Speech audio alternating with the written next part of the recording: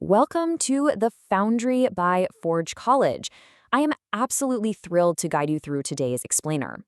You know, in our last session, we wrapped our heads around deploying non-transferable contracts to test networks, which was an incredibly foundational step.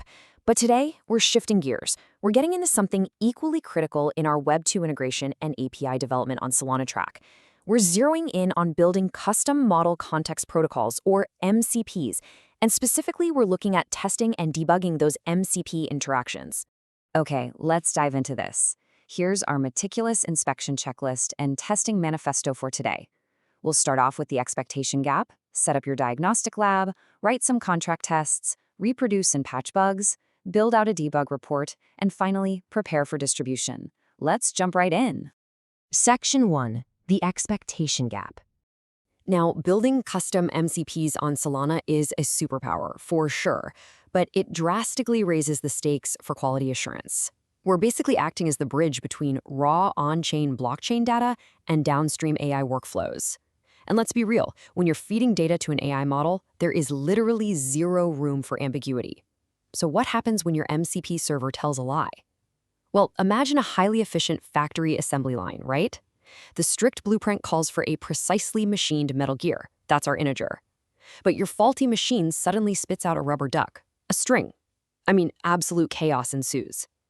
If your server promises a specific data type and delivers something completely different, the entire downstream AI workflow just crashes. And that brings us to our primary defense mechanism. A contract test is exactly what it sounds like. It's a test that verifies an API or endpoint strictly follows a predefined agreement, schema, or blueprint. Think of it like a quality inspector standing right at the end of that factory line with a clipboard. We're just measuring the actual factory output against the original design. If the blueprint says integer, the inspector makes sure it's an integer. Absolutely no exceptions. Section 2. Setting up your lab. Time to open up the diagnostic toolkit. Before we start rigorously inspecting those server outputs, we need to actually assemble the tools to stress test our machine. So here's what's on the workbench today. We're working in a Node.js environment, version 16 or higher. Our automated testing framework of choice is Jest, and we're pairing that with supertest for making and asserting HTTP requests. And of course, good old curl, your trusty command line tool for rapid manual checks. Now, if you're a Python developer tuning in, no worries at all. You can easily swap in PyTest and requests. The underlying logic is exactly the same. You'll notice we rely on two distinct pillars of testing. On the left side, automated tests like Jest and supertest are fast, they're repeatable, and they ruthlessly enforce strict typings. But on the right, manual sanity checks using curl are quick, exploratory, and they let you capture the raw JSON exactly as the server spits it out. In our learning programs at Forge College, we constantly see students having these massive aha moments when they combine both methods. The automated tests catch the regressions, sure, but those manual curl requests, those are usually what help you truly understand a quirky API behavior in the moment. Section 3. Writing contract tests. Let's turn these concepts into runnable code. Now, what's really interesting about this slide is just how explicit and unyielding these assertions have to be. Take a look at the snippet. We're saying expect the type of account to be a string, and expect number.isInteger for the slot to be true. There is no fuzzy matching going on here. We aren't just checking if a field exists, we are locking down its exact data type. These explicit assertions are critical because they catch those subtle data encoding problems that would otherwise sneak into your AI workflows and ruin your day. To keep everything highly organized, we build a test case planning matrix, just like this one. We check our core fields, verify type correctness, and test edge cases, like throwing a non-existent public key at the server. And take a look at that final column, common failures. Honestly, as developers, we've all felt the universal, soul-crushing pain of an unexpected null value, suddenly bringing down our perfectly orchestrated systems, right? This matrix is your battle plan to anticipate those nulls before they ever reach your users. Section 4. Reproducing and patching bugs. Let's get into the action phase. So what do you do when your newly built machine actually fails the stress test? We follow a very disciplined 4-step debugging loop. Step 1. Write a failing test. Step 2. Reproduce the bug manually using curl to see the raw output. Step 3. Instrument and patch the code.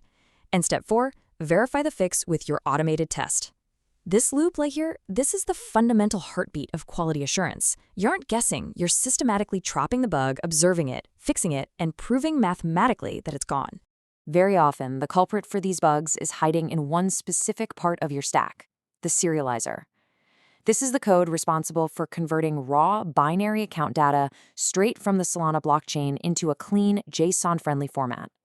Because you're translating raw bytes into structured data, this is exactly the dark corner where data conversion bugs just love to hide.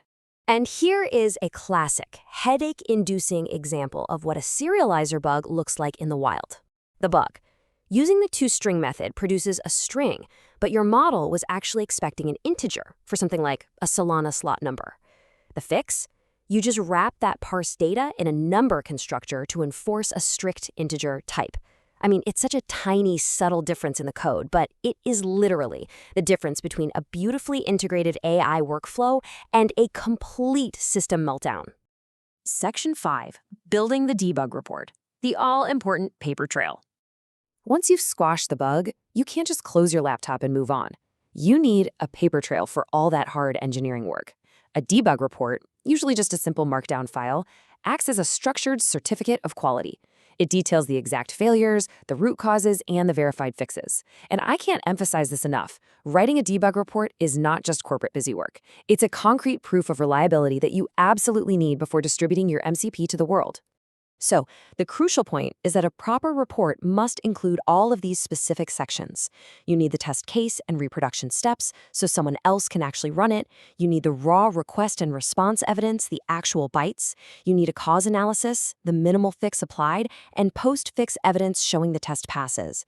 If you follow this structure rigorously, any third-party integrator can replicate your fix, understand your logic, and, most importantly, completely trust your protocol. Section 6. Preparing for distribution. Let's connect our QA to the launch phase. This is where we tie all of today's meticulous QA work directly into the upcoming launch of your custom MCP. And this brilliantly illustrates our entire philosophy. Assert explicitly, capture raw bytes, and make fixes minimal. Those are your 3 core principles. They're going to protect your downstream AI workflows.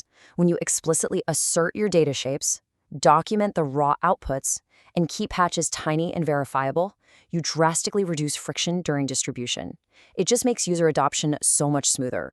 Which leaves us with one final, provocative question for you to ponder as you finish up your local testing. Is your debug report ready to become your ultimate release artifact? Think about that.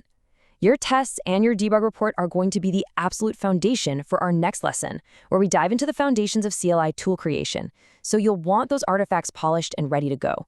I really hope you found this explainer helpful. Remember to visit forge.college to learn more about this subject, dive way deeper into custom MCPs, and explore all our other fantastic Web3-related topics.